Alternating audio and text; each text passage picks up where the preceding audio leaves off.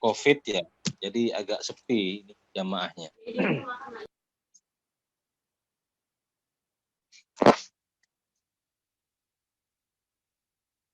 Baik, materi yang akan saya sampaikan terkait seputar sirah nabawiyah atau sejarah Nabi.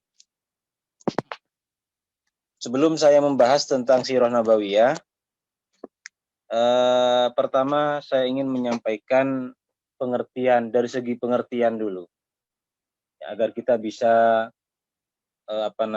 memahami istilah-istilah yang digunakan dalam sejarah atau dalam ilmu sejarah. Yang sering kita dengar itu kan tarikh ya. Tarikh, dan juga terkadang kita juga mendengarnya istilah sirah. Apa perbedaan sirah dan tarikh? Nah, ini dulu yang harus kita pahami.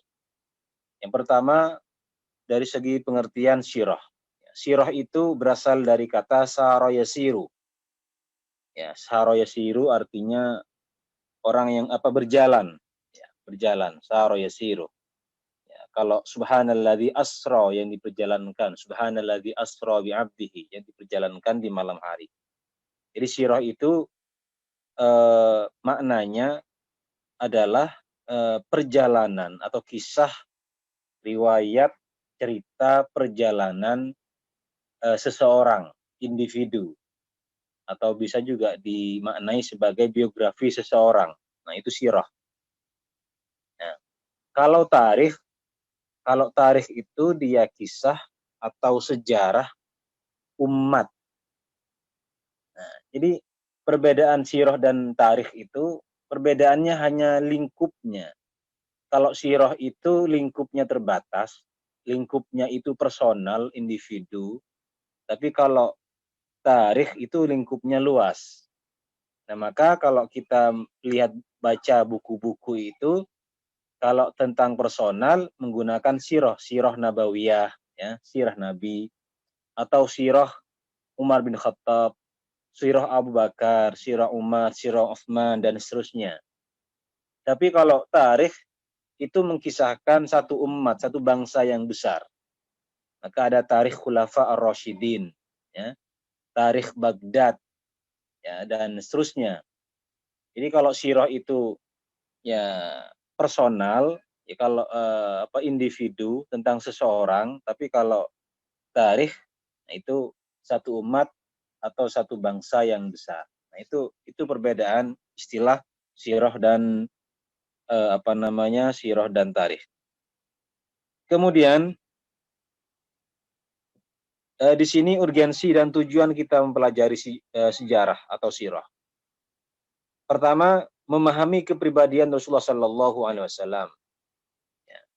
Kalau kita ingin lebih paham, mengenal kepribadian sosok, ya, Nabi Muhammad Sallallahu Alaihi Wasallam, itu bisa kita baca di dalam Syama'il Al-Muhammadiyah.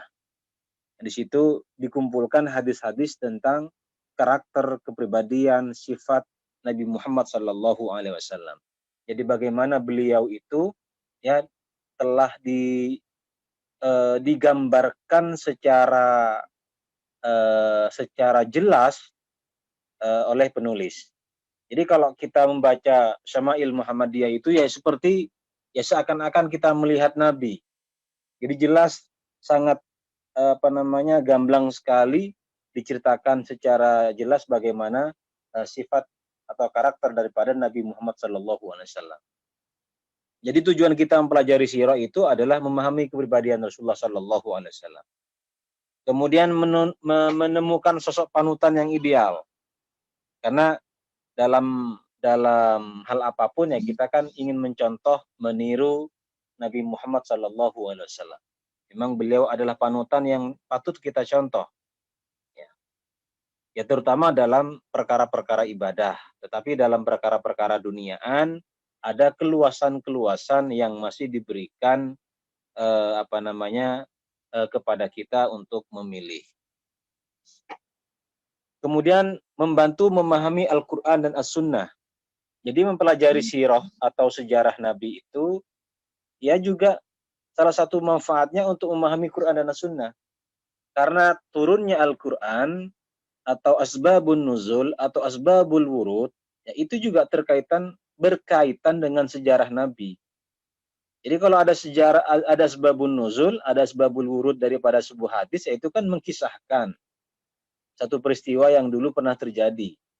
Nah, kalau kita memahami sejarah Nabi, maka itu akan membantu kita memahami Al-Quran dan As-Sunnah. Jadi bagaimana kita ingin memahami sebuah hadis, ya, ya maka kita harus pahami sejarah kejadian atau eh, peristiwa yang melatar belakangi hadis itu keluar. Itu akan lebih kuat dalam memahami hadis.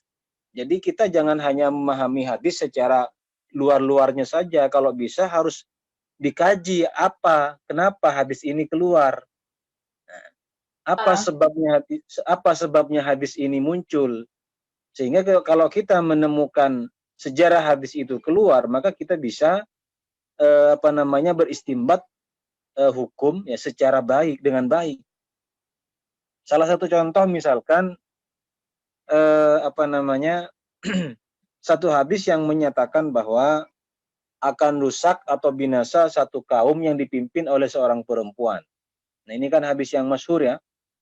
Hadis yang sudah terkenal, bahkan hadis ini pasti keluar ketika ada seorang perempuan ingin mencalonkan menjadi pemimpin. Nah, itu biasanya keluar hadis ini, tidak boleh perempuan menjadi pemimpin. Nah, sehingga kemudian di sini banyak perbedaan itu di kalangan para ilmuwan, ulama-ulama lah, bagaimana menyikapi hadis ini. Ada yang mengatakan ya secara mutlak perempuan tidak boleh memimpin. Ya akhirnya bagaimana di sebuah sekolah ya, di lingkup sekolah perempuan yang memimpin. Kalau tidak boleh secara mutlak ya maka dari bawah sampai ke atas kan tidak boleh. Nah, tetapi kalau dipahami dari dari konteks hadis itu, apa sebab muncul hadis itu, dikaji oleh para ulama bahwa hadis ini keluar atau ditunjukkan hadis ini kepada pemimpin atau raja Persia yang waktu itu dipimpin oleh seorang perempuan. Raja siapa namanya itu, yang perempuan. Nah, sehingga kemudian Nabi mengatakan akan rusak, akan hancur satu kaum yang dipimpin oleh seorang perempuan. Nah, hadis itu sebenarnya Nabi mengomentari itu. Nah, maka kan benar yang kemudian kerajaannya itu kan, kerajaan Persia kan kemudian jadi hancur. Nah, apakah ini berlaku kepada semua? Masalahnya sekarang banyak perempuan-perempuan dari segi kualitas juga tidak kalah dengan laki-laki. Nah, ini menjadi perdebatan. Ini salah satu contoh bahwa memahami sejarah memahami sejarah itu akan membantu kita memahami Al-Qur'an dan Sunnah. Memahami sejarah akan membantu kita memahami asbabun nuzul Quran, asbabul wurud daripada as-sunnah itu sendiri. Jadi sangat membantu. Kemudian memperkaya wawasan keislaman lah. Orang yang kuat dalam ilmu sejarah itu pasti argumentasinya akan kuat. Ya. Termasuk ya kalau kita dalam yang sangat menguasai sejarah dulu itu biasanya kelompok-kelompok Syiah. Orang-orang Syiah itu sangat baik dalam menguasai sejarah. Jadi sejarah-sejarah mereka itu sangat luar biasa menguasai sejarah. Maka kalau kita berdebat ya dengan orang yang menguasai sejarah, sedangkan kita tidak paham sejarah, itu bisa berbahaya. Ya, bisa justru bisa dipatahkan dengan sejarah. Ya. Jadi penting memahami sejarah, diantaranya memperkaya wawasan, memperkuat keilmuan.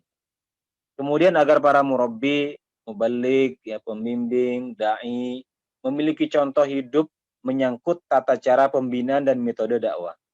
Ya kita kan apalagi Muhammadiyah gerakan amar ma'ruf nahi mungkar, ya gerakan kita di dakwah ya harus tahu cara pengelolaan dakwah dan seterusnya ya agar agar cara-cara Nabi dalam membina dakwah, kita juga bisa memahami. Sehingga kemudian kita mengamalkan. Kemudian sejarawan Muslim. Ini kita bisa melihat ada beberapa sejarawan yang mereka lahir di abad pertama. Seperti misalkan Urwah ibnu Zubair. Itu beliau wafat pada tahun 92 Hijriah.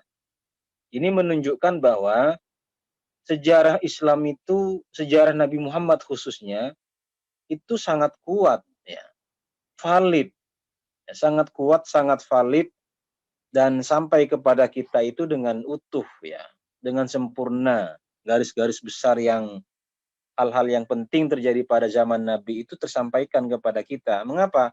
Karena pada awal abad pertengahan abad setelah wafatnya Nabi itu sudah ada yang menulis sejarah.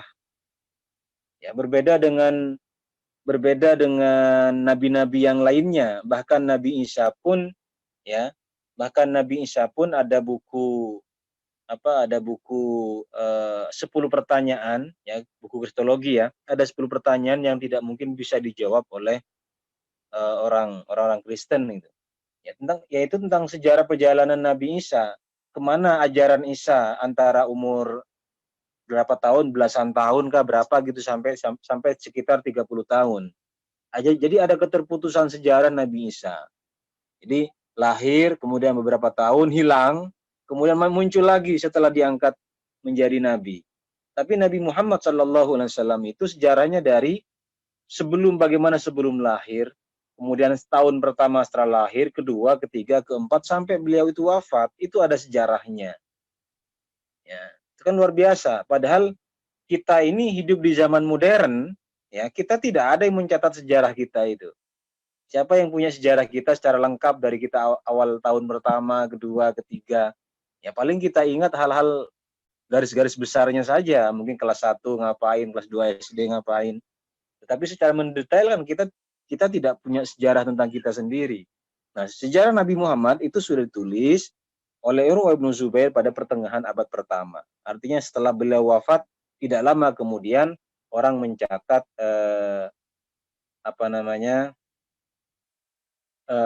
diangkat menjadi kisahnya diangkat oleh para sejarawan-sejarawan. Ya. Ada buku, ya, sejarahnya Syihab, Ibnu Zuhri, Ibnu Ishaq. Ini buku-buku ini kalau kita cari di Google itu sudah dapat, apalagi Ibnu Ishaq, Al-Waqidi, yang kemudian disempurnakan oleh sejarah Ibnu Hisham. Itu sejarah yang luar biasa, ya. Saya punya sejarah Ibnu Ishaq, tinggal kita cari di Google, itu kan 152